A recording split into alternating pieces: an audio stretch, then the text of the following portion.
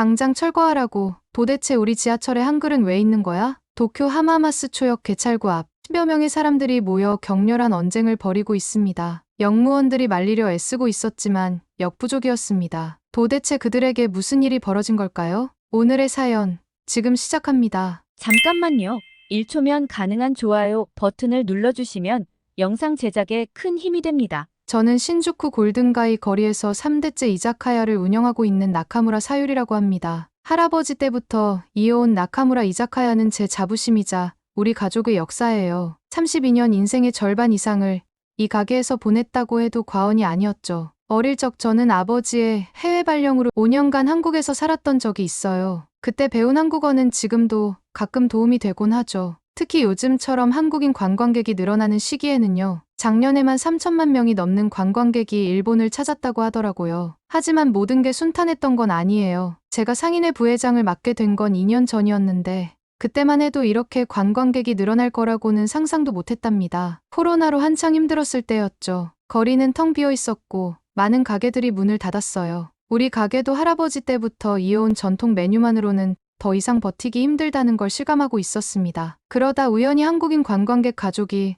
제 가게를 찾은 적이 있었어요. 한국어로 인사를 건네자 그들의 얼굴에 피어난 미소를 아직도 잊을 수가 없네요. 그날 이후 저는 조금씩 변화를 시도했어요. 메뉴판에 한글을 추가하고 한국인들이 좋아할 만한 안주도 개발했죠. 놀라운 건 그때부터였어요. 입소문이 나면서 한국인 관광객들의 발길이 이어졌고 매출은 서서히 회복되기 시작했답니다. 다른 상인들도 이런 변화를 눈여겨보더니 하나둘 다국어 메뉴판을 준비하기 시작했어요. 지금 생각해보면 그때가 전환점이었던 것 같네요. 지하철역에도 한글 안내판이 늘어나고 거리는 활기를 되찾았으니까요. 작년부터는 신주쿠 상권의 공실률도 1% 미만으로 떨어졌다고 하더라고요. 하지만 며칠 전 이런 변화를 못마땅하게 여기는 사람들이 나타났어요. 극우 성향의 정치인들이 한글 표기 철거를 요구하고 나선 거죠. 신주쿠역 앞에서는 매일같이 고성이 오가고 있었어요. 일본은 일본어만 있으면 충분해. 관광객들 때문에 우리 거리가 망가지고 있어. 저는 이런 목소리를 들을 때마다 마음이 무거워졌죠.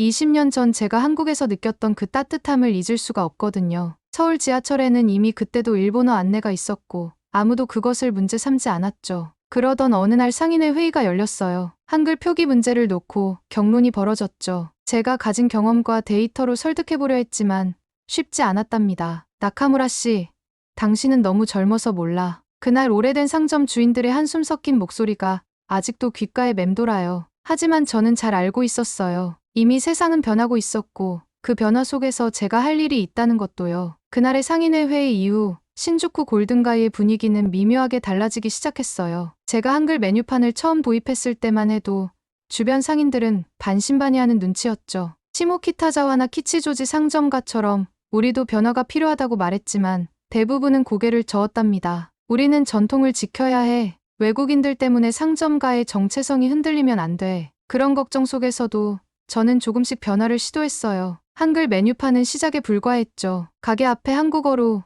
오늘의 추천 메뉴도 써붙이고 계산대 앞에는 한국어 인사말도 붙여뒀어요. 사소해 보이는 변화였지만 그게 전부 달라지는 계기가 됐더라고요. 처음으로 변화의 조짐을 느낀 건 우리 가게 맞은편의 타코야키 가게 주인 모리 씨였어요. 어느 날 저녁 그가 머쓱한 얼굴로 찾아왔죠. 나카무라 씨, 혹시 메뉴판 번역 좀 도와주실 수 있나요? 그렇게 시작된 변화는 물결처럼 퍼져나갔어요. 한 달 만에 우리 골목에 5개 가게가 한글 메뉴를 도입했고 매출은 눈에 띄게 늘어났답니다. 특히 주말이면 한국인 관광객들로 가게가 북적이기 시작했죠. 상인회의 월별 매출 보고서는 이런 변화를 숫자로 보여줬어요. 다국어 메뉴를 도입한 가게들의 매출은 평균 30% 이상 증가했고 특히 우리 골목은 공실률이 1% 미만으로 떨어졌더라고요. 빈 점포가 하나둘 채워지면서 거리도 활기를 되찾았죠. 하지만 이런 변화를 못마땅하게 여기는 사람들도 있었어요. 40년 넘게 우동집을 운영해 온 사토 씨는 한글 메뉴판을 보면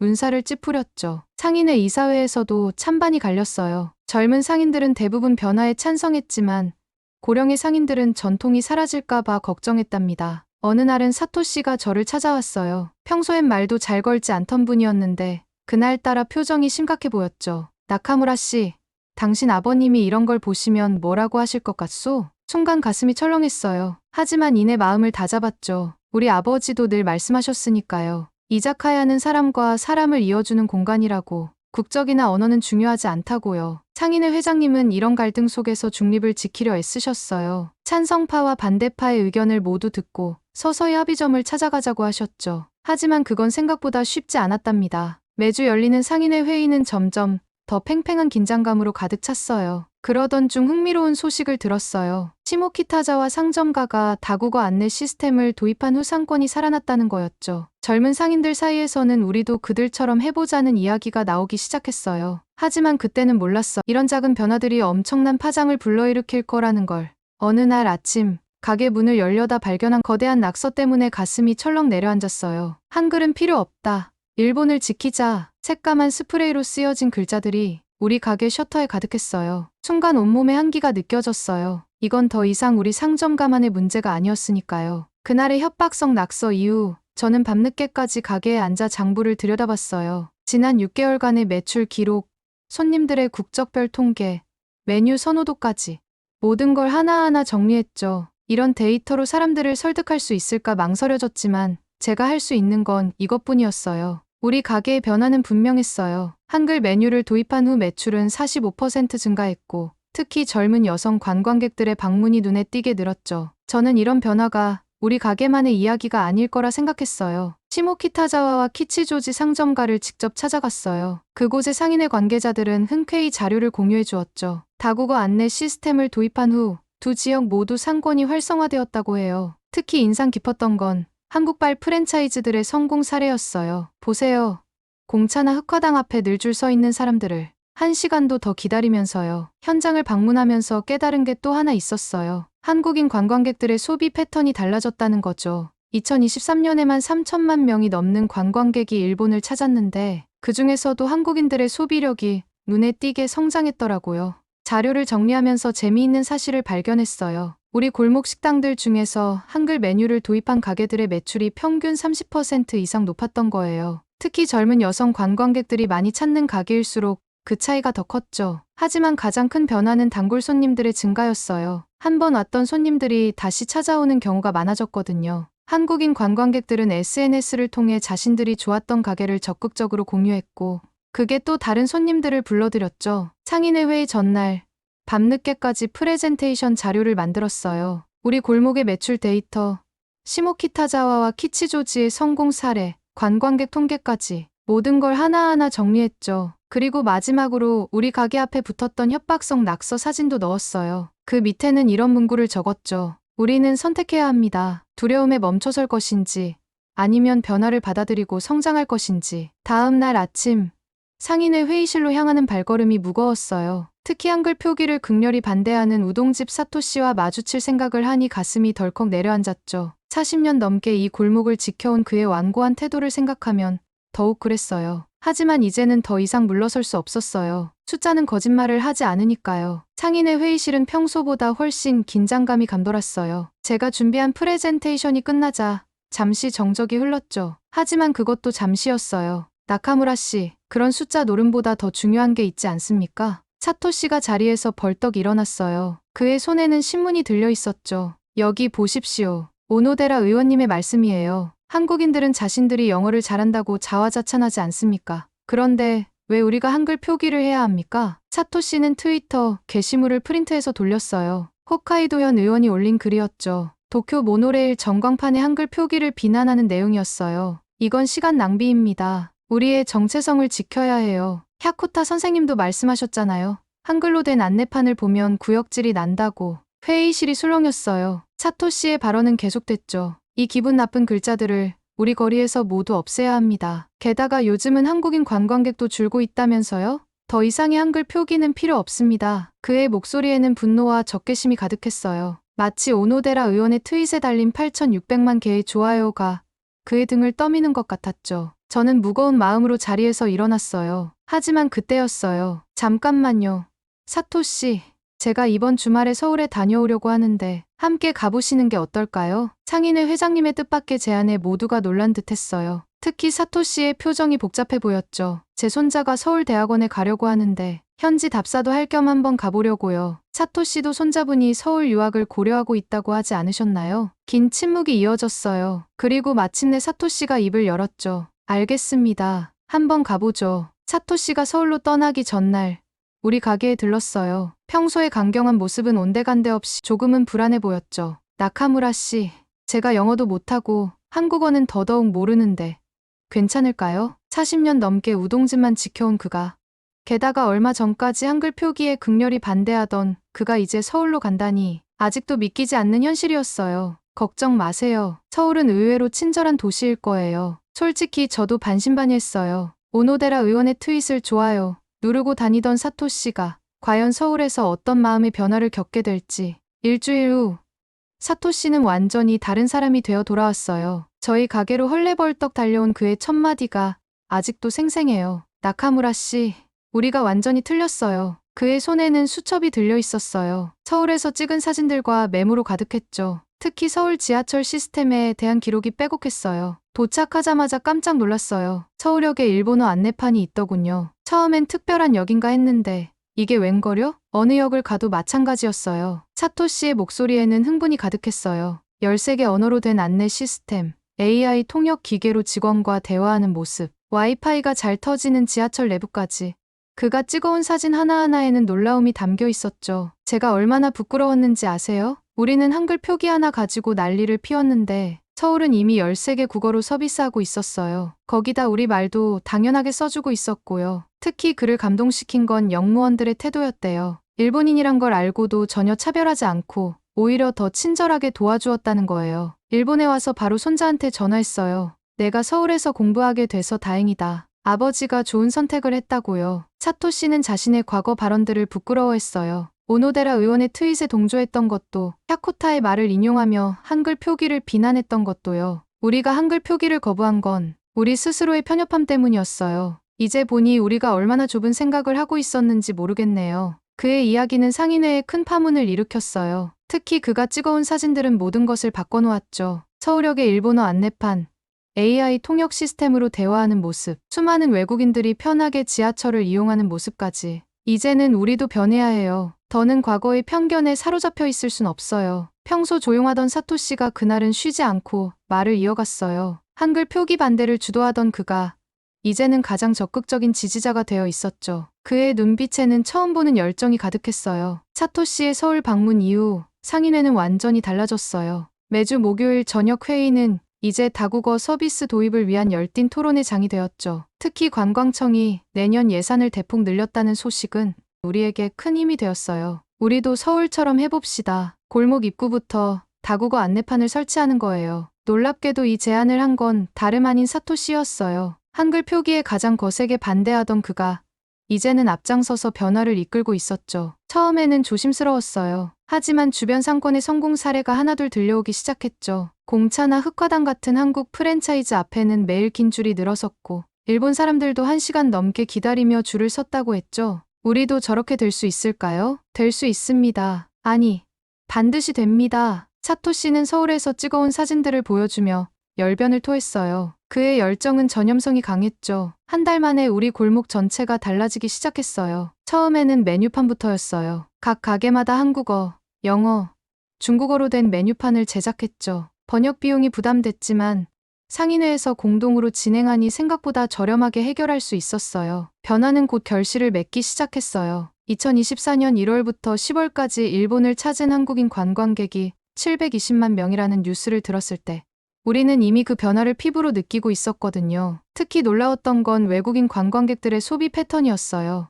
2023년에는 관광객들의 총 지출액이 5조 엔을 기록했다고 하더라고요. 이건 코로나 이전보다도 높은 수치였죠. 손님들이 메뉴를 보면서 웃어요. 자기 나라 글자가 있다는 게 그렇게 반갑나 봐요. 40년 된 우동집 주인 사토 씨의 말에는 자부심이 가득했어요. 이제 그의 가게에는 한국인 단골도 생겼대요. 변화는 거기서 그치지 않았어요. 상인회는 더 큰 그림을 그리기 시작했죠. AI 통역 시스템 도입을 검토하고 한국의 선진 관광 시스템을 벤치마킹하기로 했어요. 우리도 할 수 있습니다. 아니, 해야만 합니다. 상인회 회의에서 사토 씨가 외친 이 말은 이제 우리 골목의 슬로건이 되었어요. 전체 방일 외국인 관광객이 3천만 명을 넘어섰다는 소식에 우리는 더욱 신이 났죠. 얼마 전에는 재미있는 일이 있었어요. 오노데라 의원의 그 유명한 트윗을 비꼬듯 사토 씨가 자신의 SNS에 올린 거예요. 우리 가게 앞에 한글로 된 메뉴가 걸려 있습니다. 손님들의 웃는 얼굴을 보면 이게 얼마나 현명한 선택이었는지 알 수 있죠.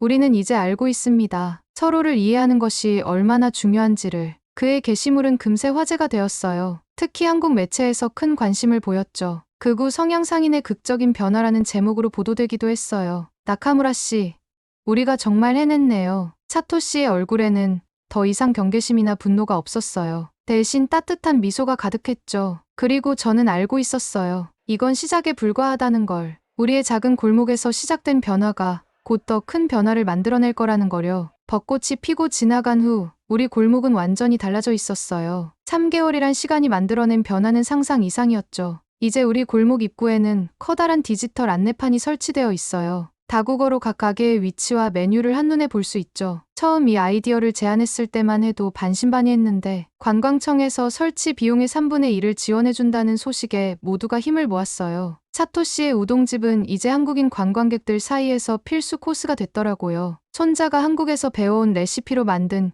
김치 우동이 특히 인기라나요. 서울 유학 중인 손자는 매일 밤 영상통화로 할아버지에게 한국어를 가르쳐준다고 해요. 이제는 손님들이랑 간단한 인사 정도는 할 수 있어요. 우리 골목의 변화는 숫자로도 확인할 수 있었어요. 외국인 관광객의 소비 증가로 도쿄의 GDP가 0.4% 상승했다는 뉴스를 들었을 때 너무 기뻤답니다. 특히 놀라웠던 건 정부의 새로운 정책이었어요. 2030년까지 연간 6천만 명의 관광객 유치를 목표로 한다는 거였죠. 관광 소비액 15조엔이라는 목표도 세웠대요. 우리의 작은 시도가 이런 큰 변화의 시작이었다니 새삼 가슴이 뭉클해지더라고요. 얼마 전에는 재미있는 일도 있었어요. 다국어 승차 공유 서비스를 시범 운영한다기에 신청했는데 첫 손님이 한국인 관광객이었대요. 운전기사분이 얼마나 당황했는지 모른다며 웃더라고요. 하지만 앱 덕분에 무사히 목적지까지 모셨다나요. 나카무라 씨, 우리가 잘한 거 맞죠? 어느 날 저녁, 사토 씨가 문득 이런 말을 했어요. 한글 표기에 그토록 반대하던 그가 이제는 가게 앞에 어서오세요라고 직접 써붙일 만큼 달라졌죠. 물론이죠. 사토 씨, 우리는 정말 잘했어요. 그리고 그건 사실이에요. 매달 수많은 일본인들이 한국을 찾는다는 뉴스를 보면서 새삼 느꼈죠. 우리가 서로를 이해하고 받아들이려 노력할 때 그만큼 관계도 좋아진다는 거려. 지난주에는 오사카와 후쿠오카에서 상인회 대표들이 우리 골목을 견학하러 왔어요. 우리의 변화가 이제 다른 도시로도 퍼져나가고 있는 거죠. 사토 씨는 이제 그들에게 이렇게 말해요. 처음에는 저도 반대했어요. 하지만 이제는 압니다. 변화를 두려워하지 마세요. 우리가 한 걸음 다가가면 손님들은 10걸음으로 화답해 주니까요. 얼마 전에는 흥미로운 광경을 목격했어요. 유럽에서 온 관광객들이 우리 골목을 찾아왔는데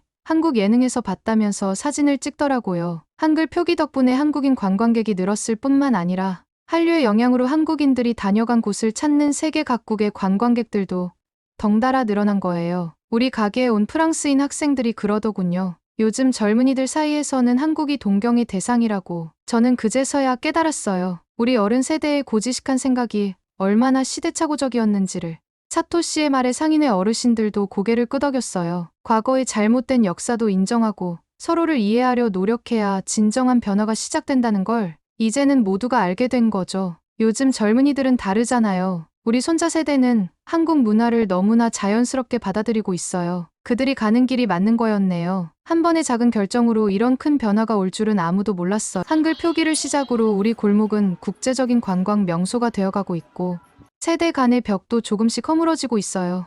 이 모든 것이 한국이라는 이웃이 있었기에 가능했다는 걸 이제는 누구도 부정할 수 없을 거예요. 오늘은 신주쿠의 한 이자카야 주인이 경험한 특별한 이야기를 들어보았습니다. 한글 표기 하나로 시작된 작은 변화가 얼마나 큰 파급 효과를 가져올 수 있는지, 또 한국의 포용적이고 선진적인 다국어 안내 시스템이 얼마나 앞서 나가고 있는지 다시 한번 확인할 수 있었습니다. 특히 서울 지하철의 13개 언어 지원 시스템과 AI 통역 서비스는 전 세계가 주목하고 있는 우수 사례가 되었죠. 이런 한국의 관광 정책이 이웃나라 일본의 변화까지 이끌어낸 것을 보면서 우리나라의 저력을 다시 한번 실감할 수 있었습니다. 여러분은 한글 표기를 둘러싼 일본의 변화에 대해 어떻게 생각하시나요? 오늘의 사연에 대한 여러분의 의견을 댓글로 남겨주세요. 감동문클에서는 여러분의 소중한 마음을 모아 사연 주인공들에게 전해드리고 있습니다. 여러분 주변에 감동적이거나 재미있는 실제 사연들을 제보받고 있으니 언제든 저희 공식 메일로 제보해주세요.